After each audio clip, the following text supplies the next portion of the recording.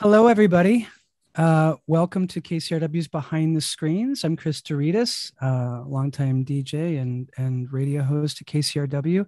And I've been doing a lot of these behind the screens things. It's KCRW's virtual event series where we talk with today's most fascinating storytellers and creators. And today we, of course, are celebrating the Emmy-nominated Netflix series, The Queen's Gambit, nominated for 18 Emmys. That's incredible. Winners are going to be announced at the Emmy Awards ceremony in September. Now, just to refresh everybody's memory, a few words about The Queen's Gambit. It's based on the novel by Walter Tevis, a coming-of-age story that explores the true cost of genius. Abandoned and entrusted to a Kentucky orphanage in the late 50s, a young Beth Harmon, played by Anya Taylor-Joy exquisitely, discovers an astonishing talent for chess while developing an addiction to tranquilizers provided by the state as a sedative for the children. Haunted by her personal demons and fueled by a cocktail of narcotics and obsession, Beth transforms into an impressively skilled and glamorous outcast while determined to conquer the traditional boundaries established in the male-dominated world of competitive chess. The series is directed and written by two-time Academy Award nominee Scott Frank and executive produced by Scott Frank, William Horberg, and series co-creator Allan Scott. Now, we are very excited to bring to this confab several key people who helped bring this project to the screen. Let me just go around and introduce our guests. Carlos Rafael Rivera is the composer of the series. Is he there? Yeah, there he is. Hey, Carlos. Carlos is in Miami. Yeah. Thanks for being here, Carlos. Carlos has done only a few projects so far for television, but they're all hits. The great Netflix series Godless with Jeff Daniels, and the new, also great Netflix series Hacks, starring Gene Smart. Bravo, Carlos. Thank you, man. Privileged to be here. Bringing on Anya Hauss. Anna is joining us from Berlin. Hello. There she is. Anna was actually born in Berlin and grew up in a creative family, started with singing at a very young age. At the age of 12, she wrote her very first song of her own. She began to learn the guitar. She started in band and theater projects. And after high school, she recorded her solo debut called Summer Break with some friends. She went to music conservatory studying jazz singing. And since then, she's worked with her band Still in the Woods. That's what they're called, yes. Still in the Woods. And they've recorded 2 studio albums. And she's not only the singer that you see on screen performing, she's also one of the co-writers. So welcome, Anna. Thank you. Thanks for joining us from Berlin. Gosh, people all over the place on this gathering today. And let's bring on Randall Poster, who is driving through the highways and byways of Los Angeles. I'm gonna be settled soon. Yeah, you're gonna be settled soon. Welcome, Randy. Randy actually joined me once on Morning Becomes Eclectic back in the 90s. It's nice to see you again, Randy. I don't think we've seen each other since then. But Randy's a 2-time Grammy winner, done many amazing films with memorable music, including most Wes Anderson films. That in itself is remarkable. One Night in Miami, Joker, the Joaquin Phoenix film, School of Rock, Zodiac, props for that Three Dog Night song at the front of that film. The Hangover series, Spring Breakers, Tiger King, The Wolf of Wall Street, and Summer of Soul, which we featured on a previous episode of Behind the Screens, and an Oscar-bound documentary directed by Questlove. So just amazing stuff, amazing work. Thank you for joining us, Randy. And then we'd like to bring on William Horberg, who is executive producer of Queen's Gambit. William is with us from Brooklyn. Hey, Bill. Hi there. Thanks so much for joining us. He's not only the executive producer on the project, but he also contributed lyrics for that song we heard, which we'll get to a bit later on. And he also is playing the piano, or at least miming the piano in the scene where that song appears on screen. So as a producer or executive producer, Bill has had a hand in the making of so many amazing film and TV projects, including the Harvey Milk story, Milk, directed by Gus Van Sant, The Kite Runner, The Talented Mr. Ripley, and the upcoming Flag Day, starring and directed by Sean Penn and featuring Dylan Penn, Sean's daughter, playing Sean's daughter. And actually, Bill is missing the premiere of the film right now to be with us today. So thank you for doing that, Bill. I'm running over there for the end of it. Yeah, Chris, but I'm super happy to be here. A long time KCRW listener, a long time Chris Douridas fan. So yeah, here I am. That's very sweet. Well, you also, I want to kick this off because in this way, because you also produced the 1993 film Searching for Bobby Fischer, which, if any of you in this forum remember, was a very successful film about a young chess prodigy trying to navigate the challenges of chess competition. Sound familiar? Ironically, I don't play chess. I don't really know that much about chess, but I read a lot of books, and in both instances, it was really these books that kind of brought me in to this world. And I loved being in the world and, met amazing people in the chess world, from Garry Kasparov.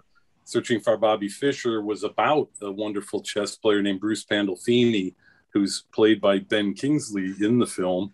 And Bruce was our consultant on the making of that film. And he came back now, probably 25 years later to consult with us on the making of Queen's Gambit. Wow. Well, the other thing that's interesting about both projects is that they both ushered in a wave of people taking up chess in the wake of the success of those projects. Yeah, no, that's been a beautiful thing. I mean, particularly Queen's Gambit, which, because of the platform it was released on, it opened in 190 countries and 33 languages. And it was number one, really from the second day it was on the air. And it just led to an incredible, lift. I mean, partly the pandemic, and a lot of people were at home and looking for something to do. But I think also seeing a young girl protagonist in that world, that's been the most rewarding thing of all, because everybody's just talking about all these young girls getting into chess clubs and asking their parents to buy sets, and really an explosion of online chess playing, all of that. So yeah, and I guess the pandemic did help in terms of people you had sort of a captive audience, of sorts. Yeah, I want to ask a question of you that I'm going to ask everybody that's with us today. When did you know you had a hit on your hands? When did you know was it from reading the script, reading the book, when did you know it was going to be? Yeah, I mean, when I read the book, because the author Michael Ondaatje had recommended it to me, and I'd met him through Anthony Minghella, when we did Ripley. And he just was like reverential towards it. And he said, this is a book I read every couple of years to remember how to write. And I thought, man, This guy's no slouch. I got to get this book. And it was one of those books that from the first page, Tevis just has so much craft as a storyteller. You really get glued into this character of Beth Harmon, and you're desperately wanting to know, what's going to happen to her and that she's going to be okay. And you're kind of watching her wrestle with her own demons and get into this surprising, journey that she takes all the way to, the championship in Moscow. So it was so hard to get made, Chris. I mean, we really labored for Allan Scott for 30 years, and I joined him about 20 years ago. And, the people who write checks to people who want to make movies just all, really thought it was almost comically uncommercial.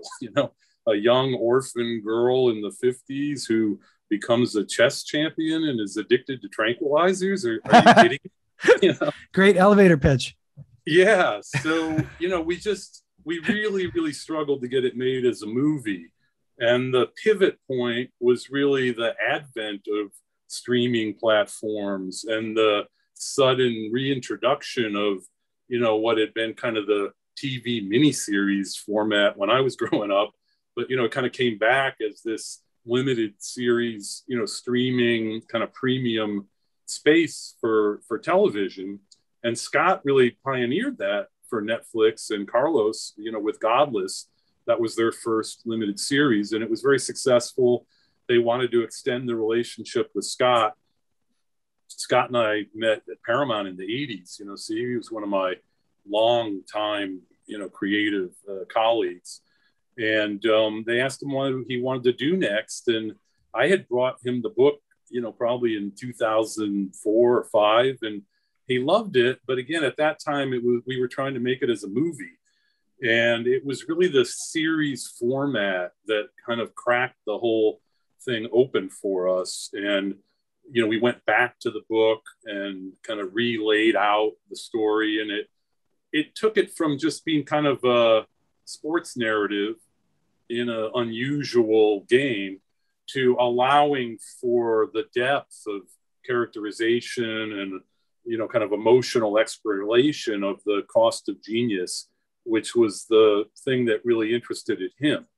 And yeah, I think nobody knew this was gonna just take off the way it did. Everybody loved the show and we were proud of it, and we had an amazing team of people and did great work. But it was still kind of in everybody's mind, a little bit of an art film. And Netflix, the way they do things, they just kind of drop it on the service. It's not like opening weekend of a movie where there's all this like promotional activity targeted to a date. They want people to discover it, and they learn quickly who's watching it. And then they can start kind of pumping out promotion to the audience that's finding it. So it was the best of all things, which is almost like a pure word of mouth smash hit, where it's the people themselves telling other people, hey, you got to see this show. It's amazing. And I know you're not going to sound like you're interested in it, but believe me, just watch it, and that was just happening all over the world, really. And they call you about 10 days in, and they kind of say, congratulations. And we just didn't really know enough. Certainly for me, it was the first time I'd ever been in that space. And I asked the woman, I said, well, is this a hit? Is it like a hit movie? And she just stopped and looked at me like, are you brain dead? This is a huge hit. So that was the first time I think any of us, thought, wow, this is really working. That's so cool. As we move into the conversation around music, I want to ask you early on in the process, because you're a musician, you're a fan of music. What were you guys contemplating with regard to music for this thing as it started to come to fruition? And, when you started to need the pieces to come together, whether it be a composer or songs or other musical elements, what were you guys thinking in your head at the very beginning of this process with regard to music? Well, Scott is also he's a musician and very musically inclined. And so he'd written into the script some indication points, that song Venus by Shocking Blue, which is heavily featured. And then she gets made up to look like the lead singer from Shocking Blue. So he had a lot of those kind of cool place markers, I would say. And part of it was depicting the passage of time and the kind of grounding the audience as we're kind of moving through time from the 50s into the late 60s. And then also, beautifully for me, Scott's somebody who wants to bring on the musical partners quite early in the process. So, having worked already with Carlos, Carlos was a given and, thrilling for me because I loved his work on Godless. And he was already there, like kind of sketching and throwing out little ditties, even while Scott was, late finishing all the screenwriting. And Randy too, that was just one of the first people we reached out to as we were building the team. So I kind of throw it over to those guys because they were really just there with Scott, on a foundational level. Yeah. And I would say somehow it almost became a musical, because there's just so much music, and every opportunity we could, we're in Moscow. He's like, well, maybe she goes to a concert while she's in Moscow. And yeah, let's do the Shostakovich, and let's find a string quartet.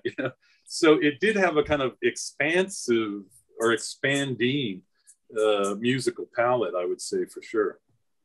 Well, then I'll move to Carlos, our composer, because as you mentioned,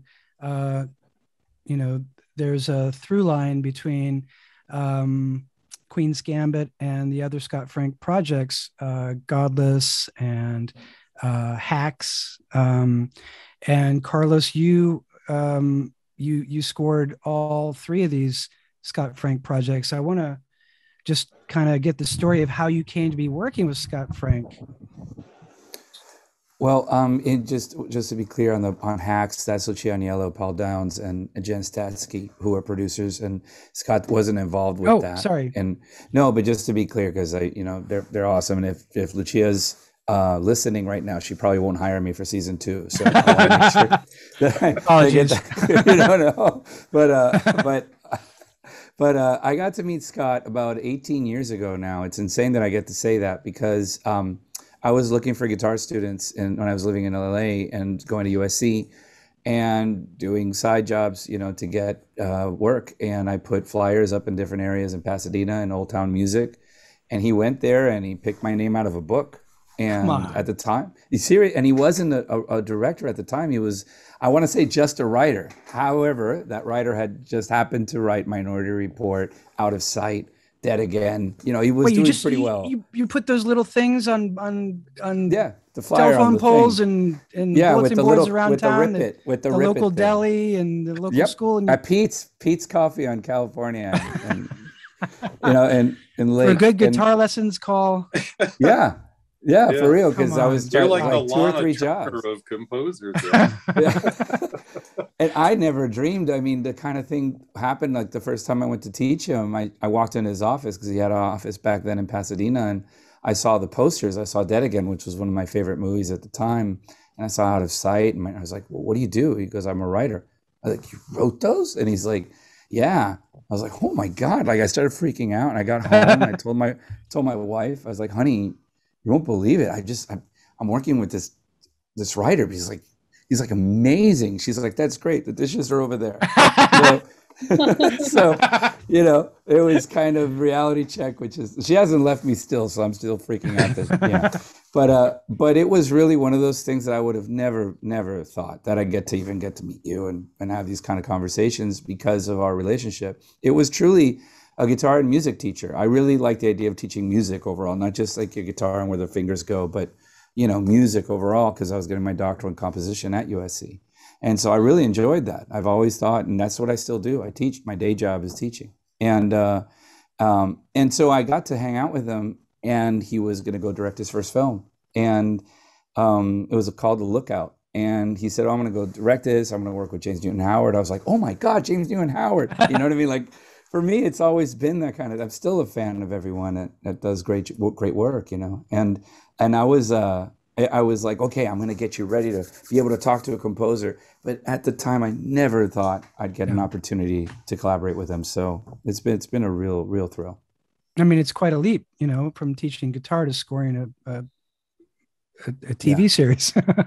It's crazy. It's insane. It's the kind of most improbable scenario of all. But it's true. And, but it's been a long-term relationship, and I think that's really helped and facilitated our communication, because he's pretty brutal. Like, if it's not working, it's like, I'm very clear on that, well, and it helps. Yeah. That leads me to my first question with you about this is, there's that moment where, you're having creative briefs with the producer and the director, and you have to kind of go away and come up with your first ideas, and you have to bring those ideas back. And then that's when you kind of do the, the nail biting, like, am I on the right track or am I on the wrong track? Yeah. And I just wonder, like, how it went for that first blush of trying to zero in on the sound of this story. That was terrifying, specifically because of the nature of the story. When he sent me an email in April of 2018, and it was said Queen's Gambit, and he said, "This looks like the next thing we may be doing. I'm going to write this, adapt it now." He was going to start writing it, and I read the novel. Like that day, I downloaded the novel and I read it within like a day because it, like Bill Horberg was saying, it's an amazing read. And I was terrified when I was done because first of all, it was about chess, and I was like, "How am I going to is this going to be interesting? How am I going to help make it interesting?" There's no clue about the music, right? Well, here's the thing. Tevis is awesome because he does mention a lot of classical music, and he talks about and he describes the games, even though I myself wasn't aware as a chess player like Bill was reading, but I'd read through the games like if I understood it. He's so good at writing, and however he would describe it, it was like chamber music. And he made a lot of classical music references. As a matter of fact, there's a scene where Beth gets left behind by the college roommates. And I think in the show, Randy picked a great piece of music to establish place and time. But in the novel, she listens to Vivaldi. So I was like going, oh my gosh, I think I'm going to be in trouble because I'm going to have to resort to classical music and the classical style to kind of help narrate the story. And for two reasons. One of them is because the game is such an old game. And number two, the idea of a move and a counter move felt like imitation in classical music, like there's a call and a response, felt like that would help narrate the visual that we're seeing, somehow play a parallel to that. So that was how I found my way out. And that's a very short version of it because it took forever to get right, I'm going to interject and just make sure that those of you guys who are watching today and joining us today, if you have any questions, please feel free to present them to us, and we'll get to them as soon as we can. So feel free to drop questions to us. So before I leave you, Carlos, and bring on Randy, sure. When did you know that you were part of something that was going to be a phenomenon? When did it dawn on you? Were you getting texts from friends? Did your mom call you? Tell us what happened. How did you find out? There's sort of two answers to that, because the first answer is like I thought it was going to be a huge hit with the chess community, and because I knew Scott was doing right by it. He had hired Gary Kasparov and Bruce Pandolfini, as Bill mentioned earlier, and I was also fortunate because I worked with Scott from day one. That I was watching the dailies, and I saw Anya's performances, and she was just. It was just an amazing thing to watch. I was watching thinking, this is going to be a great stepping stone for this actor, Anya Taylor-Joy. After this, she's probably going to get a lot more work.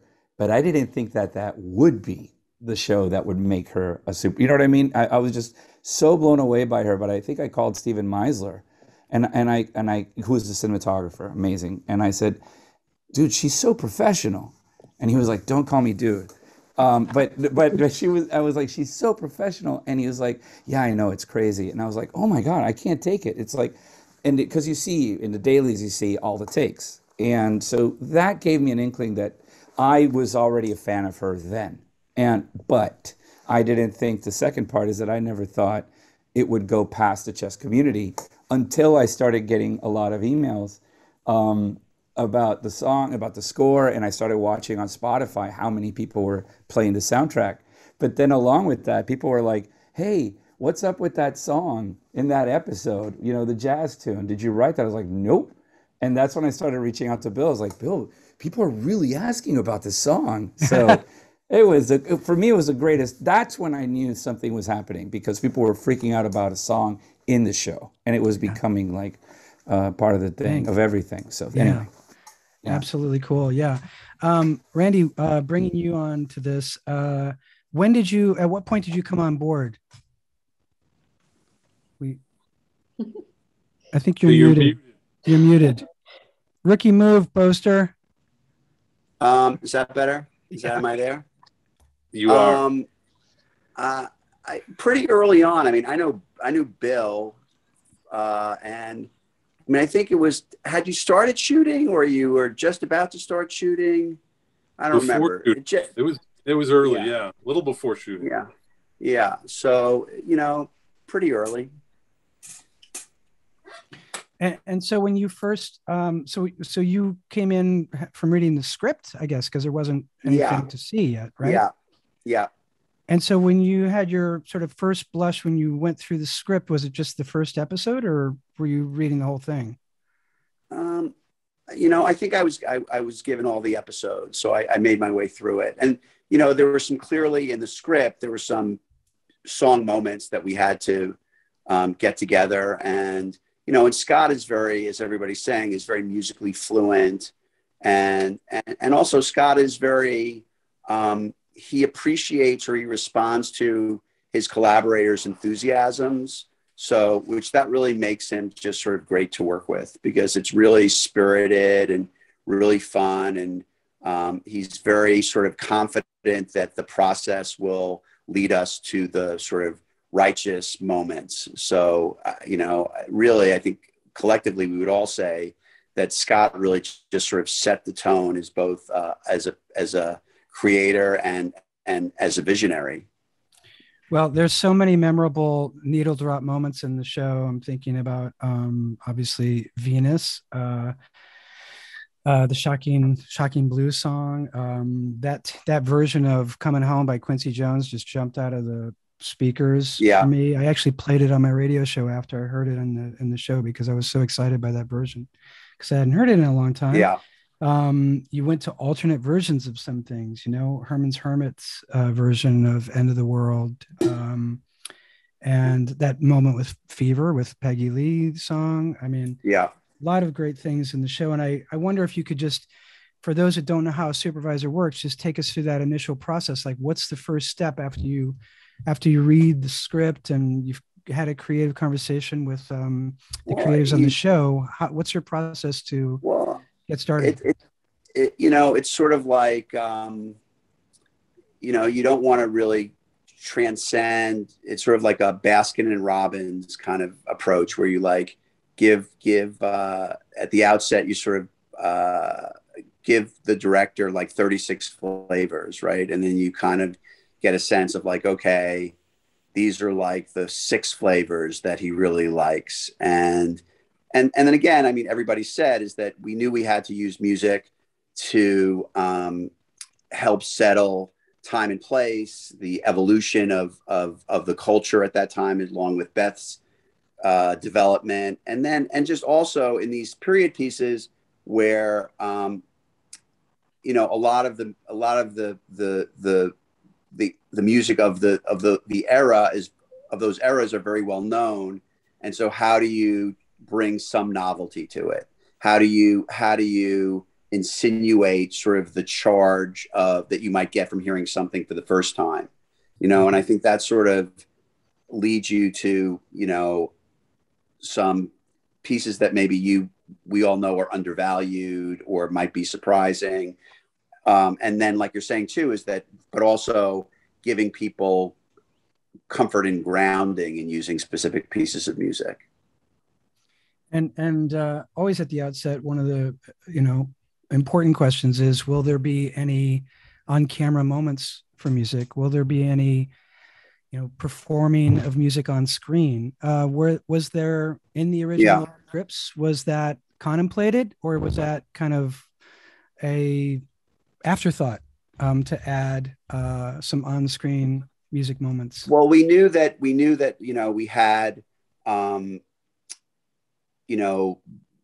mom playing piano, and we knew we had a choral group that we had to, put that together. And then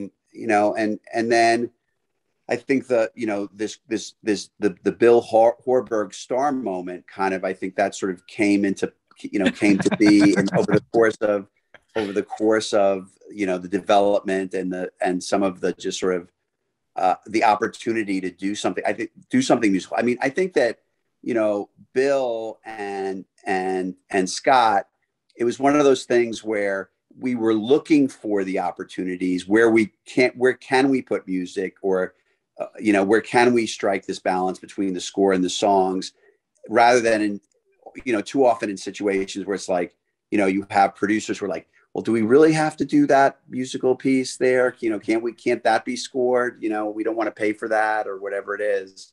And really, I think we came at it collectively with a really ambitious and flexible perspective, you know, especially where we're thinking like, okay, we need a little bit of charge here. We need a little bit of, you know, we need a little bit of contrast to the focus of, you know, Beth's chess playing, and just try to say, okay, how do we bring a little bit more of time and place into this? So I want to talk about the moment where we do have the original song that we played at the top of the behind the screens intro there, where it's I Can't Remember Love. If we can you frame for us the moment in the show where that song plays, the emotional circumstance that the lead character Beth is in at that moment? I think that's really a Horberg question, really, because I mean, it was the kind of thing when Bill and I would have, you know, it sort of started to sort of come into focus while they were overseas shooting the, you know, getting ready to shoot the sequence. So I think Bill could talk to both the genesis and sort of the ambition that they had for the song. Fantastic. I mean, the way it came about, Chris, was we were scouting for a location for, you know, what was meant to be a kind of Lexington, Kentucky in the 50s, you know, kind of steak and bourbon joint. And Berlin was an incredible place for so many locations for this show that were so improbable, like the Vegas casino and the Russian tournament hall. But really, this was one of the toughest things to find. You know, it's just that vernacular of that kind of restaurant and what it would look like didn't exist. But we late, and probably I think we were already shooting when we found this one place. And there was an old piano on a stage in there. So while we were scouting, I was kind of joking around with Scott. I go, oh, well, this is my opportunity, you know, to an extra in here. And he was like, yeah, okay. And then just to kind of have fun, because, you know, I've known the guy for 35 years. So I went home and I wrote up a kind of elaborate backstory for my, you know, extra role as the piano man in this restaurant that he had called Toby's Restaurant in the script. And I sent it to him and he was like, you're just out of your mind. Like, what are you doing? And then because the restaurant was called Toby's, I decided that I was Toby, not just an extra, but the owner of the restaurant. You know, I kept kind of just pushing the joke as far as I could. It's your Casablanca moment. Yeah.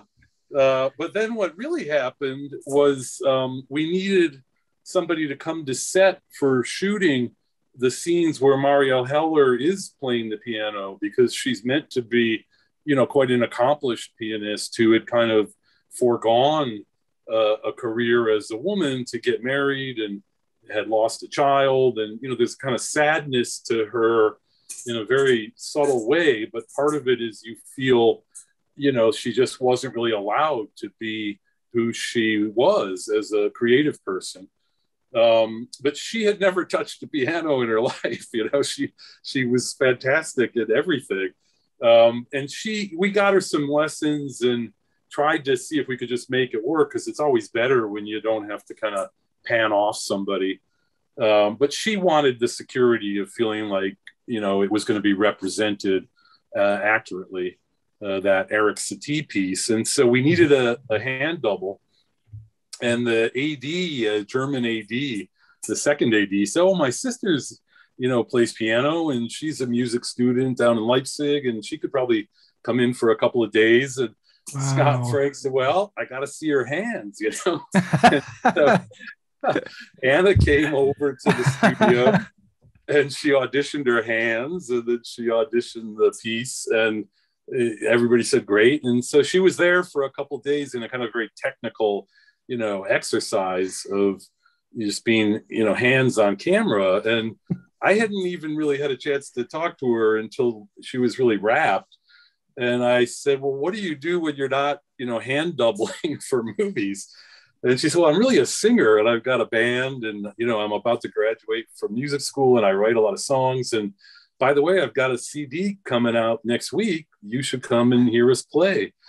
And so cut to, I'm in some club in Berlin and, our, very quiet, demure hand double comes out and just starts like killing it with this amazing band she has still in the woods. And they had a horn section and she's played piano and singing and guitar. And so I came back, I just said, Scott, Anna's like amazing. We got to find a way to bring her in the show.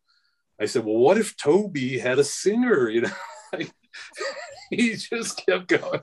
So he said, look, you guys go off and do something. And if it's great, I'll put it in, I said, you got to go demo it. I'm not saying yes, but at least I'll give you enough rope to hang yourself with. You're like, can we call it Toby's Gambit? Pretty much. Yeah. Yeah. Carlos, have you worked out Toby's theme yet? So because of the story point, it wasn't too hard. She goes there with her mom once when she wins the Kentucky State Championship and they're celebrating and she's kind of getting introduced to alcohol and, it's a fun scene and a kind of bonding scene with her stepmom. But the second appearance in that location, her mom has died. She's been going through a lot. She's trying to kind of be on the wagon and she's just there alone. And you feel the ghost of not only her mother, but her birth mother, who she also lost because she's been kind of doubly orphaned in, Tevis's narrative. And so the idea of, kind of struggling to remember love and a mother's love and now being so bereft of that when you need it the most. And it just felt like a scene about memory and some way to evoke that. And so the lyrics came pretty quickly. And I went to Anna and Robert, who's in her band as her piano player. And I just said, what I have in mind here is something in the spirit of, Cole Porter or Jimmy Van Heusen or, just American songbook kind of song. Yeah. And Julie London was kind of an inspiration from that period, that kind of a singer, Cry Me a River maybe. And so they just went off and said, okay, we'll take a whack at it, and just came back with this song. There might have been one or two really small tweaks to it once we started. They came over and we started rehearsing it, and then we did a demo and Scott loved it. Anna, this is what an incredible story. I'm just beside myself to hear all of this. It's incredible. Anna, did you know when he came down to see you, were you thinking that this was going to be an audition of sorts when he came down to see you at the club? No, I didn't expect anything like this to happen. And I was so surprised that he asked me to write a song for the series. I was so excited, and I didn't know if I could write something suitable. And but I tried, and I'm quite intuitive in writing, and I don't know, the story and the vibe of the whole thing just inspired me to write a song. And I didn't write it just on my own. I asked Robert, and he helped me with the B part, so we both are the composers of this piece. Have you appeared in a film or a TV show before? Well, I was in a German music movie when I was 19. Yeah. But it was just a little. So I was a singer also in that. Yeah. So I mean, I know you've come up in the music scene there in Berlin, and Leipzig and all. When did you get the sense that you were part of something that was a global hit? When did you get the sense? How did you start to feel that? When I got all the messages, because I never had such an experience before. Well, I get some messages from people when they hear Still in the Woods or other stuff, but not as much as this time. And it started, I think, in November, I guess, or end of October, right after the show was out. And they got more and more, and I was so overwhelmed by this. And I thought, okay, maybe this song has something that people really like right now. Maybe it was also good in that time, or yeah. So it was a good moment for the song. Yeah, it's, as Bill laid out, it comes at an emotional turning point in the film. It's a very, very emotional moment. You're wrapped up in Beth's whole story, and then this song just hits so hard. And I honestly, it's such a beautiful song, you guys. I thought it was a standard. I thought I had to look to see if it was an original song or what, because I thought it was a standard, which so bravo. Who's the big Joe Turner fan? Was that in the original demo? I actually sent out a clip from YouTube because she didn't know Joe Turner's music, so she could kind of understand the cultural reference. But the thing that was so nice, Chris, and in hindsight, it looked like kind of a genius marketing ploy, but it wasn't that at all. Yeah. Nobody expected the show to be a hit, and the last thing in the world they expected was this song to kind of break out. So the song wasn't even released when the show was released. And it was great because all these people were searching for it everywhere. On YouTube, on Spotify. And then there were all these like angry comments of like, what is this song? And do you know? And so I don't know, it was maybe like almost a month later, I think, when Netflix finally decided to like add the song to the Spotify playlist. Oh, wow. But it had created so much like pent up curiosity that it was a great, almost like, throwing the cassette, the rap cassette down at the, I don't know. It was really funny the way totally it broke organic, out. Right? Yeah. We have a question, Anna, for you. Did you enjoy getting in character for the song in the show? The clothes, the hair, the makeup, and how many takes did they do of you singing the song? Oh, that was a lot of questions. Maybe the first one I really enjoyed, but it was also very different from what I originally do. So I had, I don't know, maybe 4 hours for the makeup and hair stuff. So it took very long. So I'm not used to that.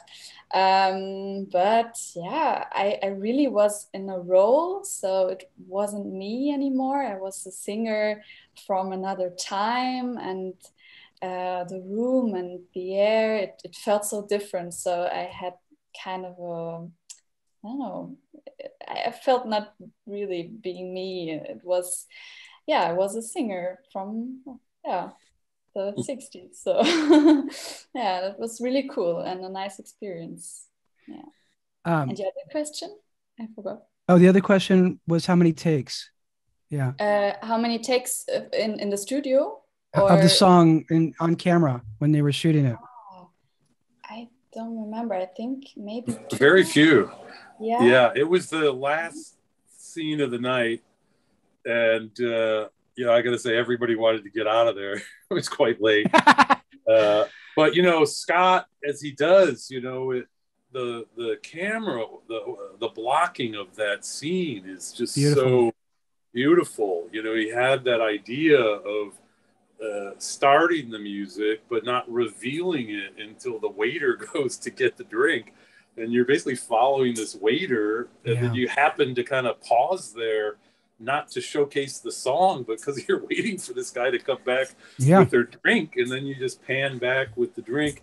And because her taking that drink is also a really pivotal moment for her character, to Yeah. fall off. We've all had those moments where, we've been somewhere, we've been in a restaurant or somewhere, and we hear a song on the radio and it pulls us away from what we're doing. And that was a very relatable moment, when she sort of fell into the song and it hit her, emotionally. It was really, really stunning moment. I really quickly want to get in. I know we have to end here soon, but I have a question for Carlos from Christine Conrad. Christine's a friend of George Crikes, I guess, and a composer. George Crikes. Oh my God, yeah. And also a composer. And Christine's saying, what piano tones did you mix to get your sound? Oh, well, I mean, a sort of semi-short version of the answer is that Scott wanted a piano-based score initially. So I really had to hunt down what would create. It was supposed to be an only piano score. But as the character grew and developed, we realized that we're going to have to add more colors to her story. And, and so as she grew, so did the orchestration and the instrumentation to full orchestra by the time you're at the end. But at the beginning, and a lot of piano sound, and it was piano library. Nothing is real, quote unquote. These are piano libraries, and it's a combination of what's called noir and what's called Alicia's keys, based on and made by Alicia Keys. It's true. And Alicia's Keys is a very bright sound, and noir is a very warm, damp sound, and very organic. You hear the hammers hitting the strings, and combining it kind of made a kind of a wide palette, which is the main tone and the color of the Queen's Gambit. So thanks for asking, and say hi to George, please. Yeah, that I think you also covered a question from Esteban Carlos Benson too. He was essentially asking about how you decided to start the writing process on the film. So I think you touched on that. Yeah. Christine says, lovely response. Thank you. And then one last question, and this is probably good for Randy too, and for Carlos. The process for writing or creating musical ideas for a TV show or a movie. Do you watch the video as you're writing, and then start to write? Do you watch this is from Vivian Romero, but I would suggest that yes, you're at a certain point, yes, you are. You're watching the story, and you're trying to bring the songs and the musical ideas that support the drama. Yes. I'm interested in hearing what Randy has to say about how he addresses that. Well, yeah, I mean, you're watching. I mean, you certainly, you refine your perspective by when you see sort of the characters playing out on screen. I mean, also in terms of responding to the music that the composer's making, right? So that's the process. And again, I think I credit Scott with creating a real sense of camaraderie among us in terms of saying, okay, let me respond to the score, and let me, on occasion talk to about the score, and then, trying to see how we can make it feel like it's really part that the songs could be part of the fabric of the story, rather than, like you're saying, those moments, Chris, where you're taken out of something because of a song. Is that it's important that the songs don't do that. That the songs, rather than take you out of it, they pull you into it. So that was the alchemy we were hoping for when we sort of combined all of our forces to bring an essential musical element to the story. And Chris, just to give a shout out, this was really a soundscape. There wasn't like silos of sound. Everything was looked at as the sound of the movie. So the sound designer, Wiley Stateman, amazing guy. He came over to Berlin, recorded sounds while we were shooting. Tom Kramer, the music editor, Michelle Tesoro, the picture editor. Everybody just had such a kind of collaborative working process, as Randy said.